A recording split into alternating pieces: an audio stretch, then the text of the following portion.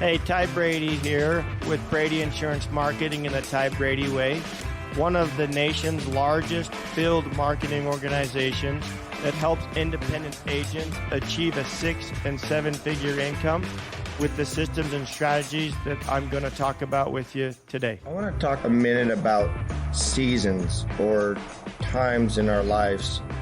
And, they're all a little different. I really like fall. I like summer.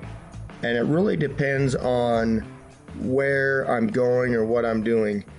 And given the state of our environment, and we're a product of our environment, it's really difficult to try and find any traction or any meaning. And what I mean by that is things that we used to do or have always been accustomed to doing may not be available. I have a brother in California right now, and the current state of our environment, they are completely shut down. So he's got 4 kids. He's at home with those kids. His wife works at home. He works at home. And outside of work, he was really into baseball. And if you listen to the previous podcast, you'll understand I like sports, and that's what, kids have to be active and outside. But baseball got shut down, and he's trying to find a new norm. And what I mean by that is I talked to him and I said, hey, so what are you doing? And he's like, man, I'm just getting killed. I'm not, that doesn't seem like I'm getting a break. I go to work, I shut my door. The kids are nipping in my heels. I got school starting. So now I'm a teacher and making sure their homework gets done. And he's like, man, I don't get a break. The only thing we can do is go outside and go for a walk, or maybe go for a hike in the mountains. And I said, hey, you know what you need to do? I just finished my basement. Why don't you come here for a month? And he's like, really? And he's like, well, I don't think my wife would like that, blah, blah, blah. And I said, you know what? Just come. And about a week later, he texted me and said, we're coming. And he's going to come. And I said, dude, your kids have to be kids. They have to play. And you need to get away from your environment to appreciate what you have and let your kids be kids. And I said, not only that, but this is just a season. It's a short period of time. And until we get back to a new normal and know what that looks like, this is just a small season. But I said, let's look at what you need to be grateful for. You have a place to stay, right? You're working from home. You're saving money on childcare. You get to see your kids all the time. Yes, they're driving you crazy, just like my kids drive me crazy. But I said, when you lay your head down at night, tell yourself 5 or 10 things you're grateful for. And when you get up in the morning, tell yourself 5 or 10 things that you're grateful for. It helps change and set your mindset for the day of, guess what? It's not so bad. I'm saving $3,000 on childcare. Or, hey, it's not so bad. I love my family. Hey, it's not so bad. I have a job. My bills are paid. I got food on the table. I got a roof over my head. Yes, you're not able to play baseball. And yes, you're not able to do what you normally were able to do. I get that. But be grateful. Guess what? You get to come to my house for a month. And the kids are going to have a heyday. They will remember that for the rest of their lives. You'll get a break. I'd love to see you. All those things to be grateful for in an environment when it's ever changing and it's just a small season. One that I've been having a hard time with is I have a daughter, and she just graduated from high school, and she is trying to figure out what she wants to do. It's hard.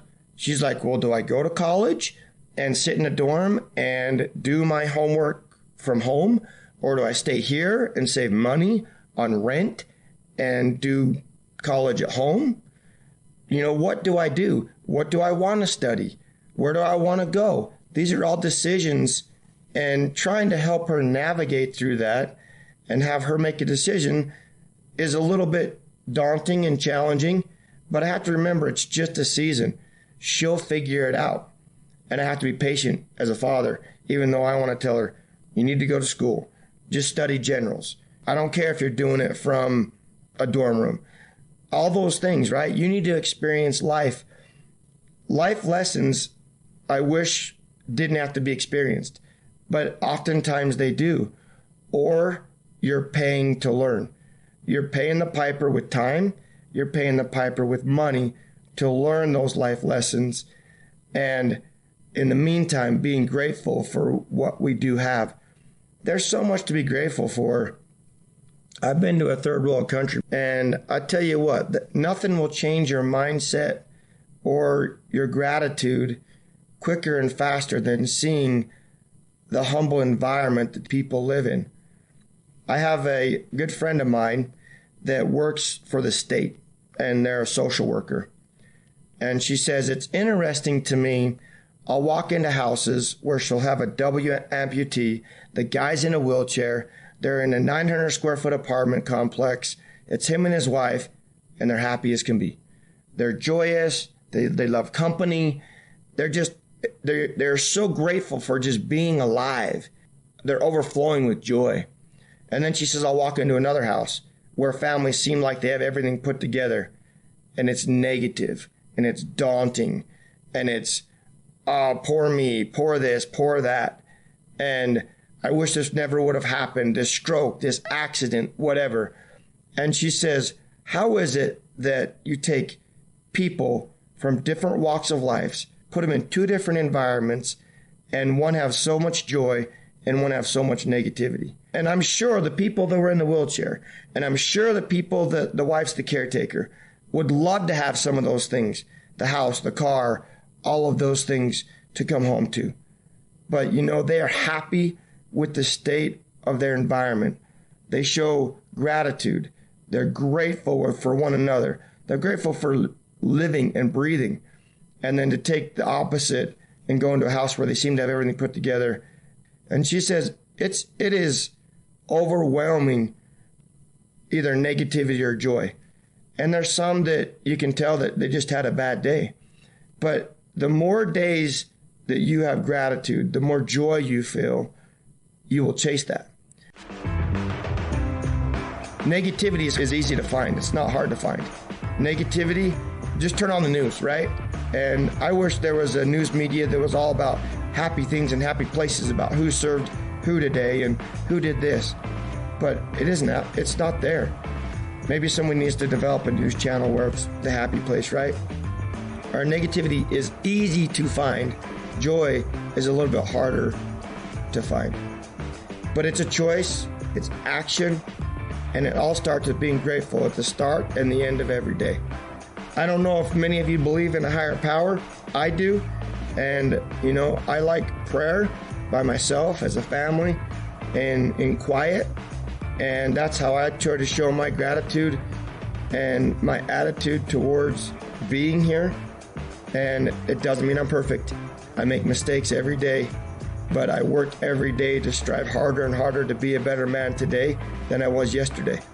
And the more I achieve those perfect days about being polite and kind and courteous and cheerful, all the things that I've been taught since I was a little kid, I want to strive for more of those days because I love that feeling over the negativity, anxiety, depression, and all that garbage out there.